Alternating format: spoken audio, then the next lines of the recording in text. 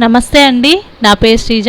ఈరోజు నేను మీకు చూపించబోయే రెసిపీ వచ్చేసి బొరుగులు అటుకులతో మంచి స్నాక్ ఐటమ్. చాలా సింపుల్గా మన ఇంట్లో ఉండే వస్తువులతోనే అయిపోతుంది. చాలా ఎమ్మీగా ఉంటుంది. పిల్లలైతే చాలా ఇష్టపడతారు. బయటికి వెళ్ళే అవసరం లేకుండా చక్కగా ఈ విధంగా తయారు చేసేసుకోండి. దీని ప్రాసెస్ చెప్పిన విధంగా చేసుకోండి, చక్కగా తయారైపోతుంది. పదండి, మనం ఆలస్యం చేయకుండా చూసేద్దాము. ముందుగా ఇక్కడ ఆయిల్ వేడి చేసుకుంటున్నాను. ఈ ఆయిల్ అనేది వేడయ్యే లోపల ముందుగా ఇక్కడ ఒక బౌల్ని రెడీ చేసి పెట్టుకోండి. ఇవి వేయించినప్పుడు వెంటనే తీసి ఇందులో వేసుకోవడానికి ముందుగా ఇవన్నీ కూడా రెడీ చేసి పెట్టుకోండి. ఈ విధంగా రెడీ చేసి పెట్టుకొని తర్వాత ఒక ప్లేట్లో టిష్యూ పేపర్ కానీ న్యూస్ పేపర్ కానీ వేసి పెట్టుకోవాలి. ఆయిల్ అనేది ఈ విధంగా వేడిగా ఉండాలండి, అప్పుడే మనం వేయించేటప్పుడు చక్కగా ఫ్రై అవుతాయి. ముందుగా ఒక కప్పు బొరుగుల్ని తీసుకున్నాను, వాటిని వేసేస్తున్నాను ఇందులో.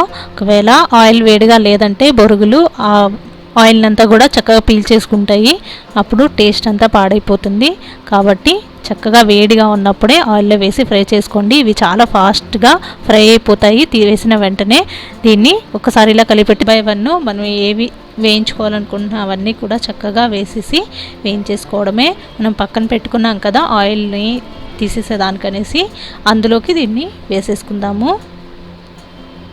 ఇలా వేసేసి ఒకసారి ఒకే వైపు ఉంచకుండా ఇలాగ కొంచెం పరిచారంటే ఆయిల్ ఏమన్నా ఉంటే కిందకి దిగిపోతుంది. నెక్స్ట్ వచ్చేసి అటుకులు వచ్చి బొరుగులు 1 కప్పు తీసుకుంటే అటుకుల్ని 1.5 కప్పు వాడుకోండి.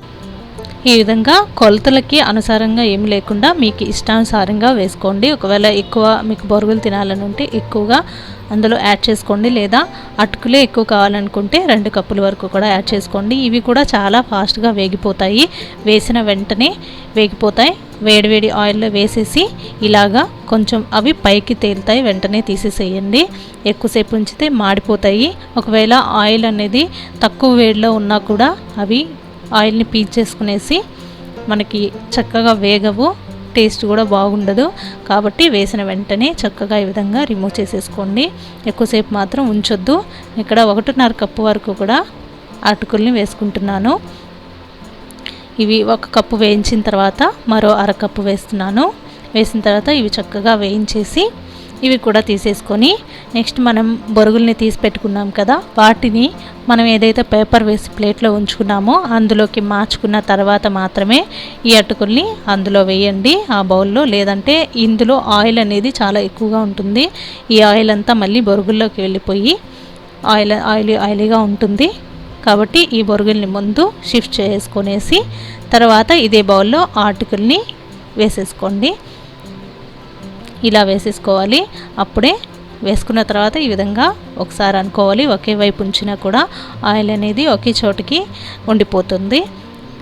నెక్స్ట్ వచ్చేసి కార్న్ఫ్లేక్స్ అండి, పచ్చివి దొరుకుతాయి బయట. ఒకవేళ మీకు దొరకకపోతే దీన్ని స్కిప్ చేసేయండి. ఇవి దొరికిగానే వాడుకోగలిగితే పిల్లలు చాలా అట్రాక్టివ్ అవుతుంటారు కదా కలర్స్కి. ఇవి వేసుకుంటే టేస్ట్ బాగుంటుంది, అలాగే పిల్లలకు కూడా చాలా బాగా నచ్చుతుంది. ఇవి వేసేసి ఇవి కూడా మనం వడియాలు ఎలా వేయించుకుంటామో అదే సేమ్ అలాగే వేయించుకోవాలి. వేయించేసుకొని తీసేసుకోవడమే. ఇవి మ్యాక్సిమం దొరికితే వాడుకోవడానికి చూడండి, లేకపోతే స్కిప్ చేసేయండి.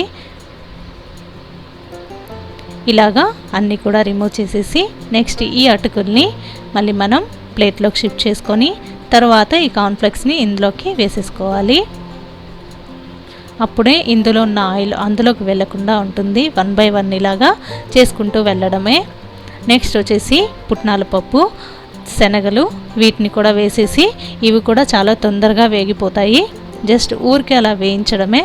ఇవి వేయించిన వెంటనే తీసేసి నెక్స్ట్ వచ్చేసి వేరుశనగపప్పు వేయించుకోవాలి.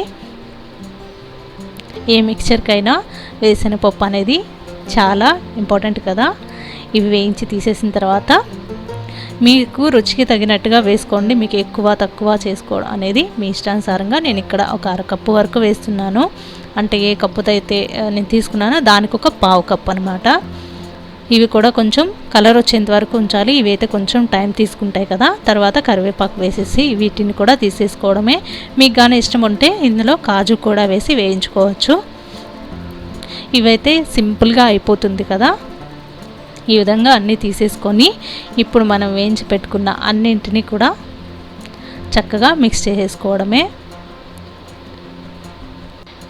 ఇందులో వేయడానికి కారాన్ని రెడీ చేసుకుందాం.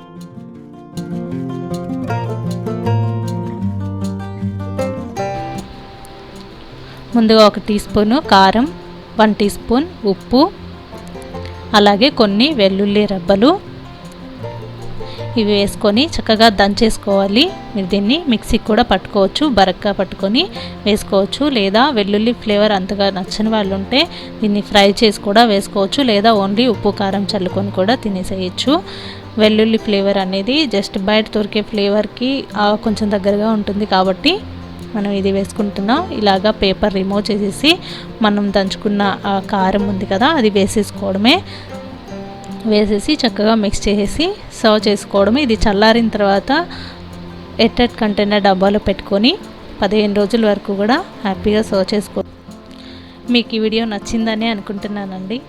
మీకు కానీ వీడియో నచ్చితే లైక్ చేయండి, మీ ఫ్రెండ్స్ అండ్ ఫ్యామిలీకి షేర్ చేయండి. కొత్తగా ఎవరైనా వ్యూ చేస్తూ సబ్స్క్రైబ్ చేసుకోకపోతే సబ్స్క్రైబ్ చేసుకోండి. ఒకవేళ నచ్చకపోతే కనీసం డిస్లైక్ అయినా ఇవ్వండి. నమస్తే. మళ్ళీ మరో వీడియోతో మళ్ళీ కలుస్తాను. Thank you for watching.